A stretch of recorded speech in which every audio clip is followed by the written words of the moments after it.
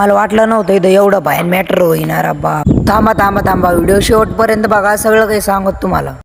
तर जय शिवराय मित्रांनो, मी तुमचा लाडका गणेश ब्लॉगर. रोजची परंपरा पाळता आज पण चाललो होतो आम्ही आपल्या ITI ला. तर हे मित्रांनो आमचा ITI. इथं आल्यावर पाहत होतो काय पोरं आपला आपला जॉब कापतात. मग मी पण करणला म्हणलो, करण आपल्याकडे काय ब्लेड पण नाही, वॅक्सा फ्रेम पण नाही. करण म्हणला टेन्शन न घेऊ, मी आहे ना. मग आम्ही आलो गायत्री टेलर्सला. इथून मग काय ब्लेड घेतली, एक वॅक्सा फ्रेम घेतली आणि निघलो मग आता ITI मध्ये. मग आलो ITI मध्ये. मग आम्ही पण घेतलं जॉबचं, मग आपण लागलो जॉब कट करायला. मित्रांनो आम्हाला असा जॉब बनायचा आहे, सरने ड्रॉइंग दिली. मग म्हणलो बस झाला आजच्यासाठी एवढा जॉब कट करू आणि बाकीचा उद्या करू. आता शागड पाट्यावर पाहत होतो काय इथं अशी मोकार भयान गर्दीचं कारण म्हणजे 2 दिवसापासून जे पाटेगावच्या पुलावच्या वरतून पाणी चाललं होतं ते आज कुठतरी मोकळं झालतं.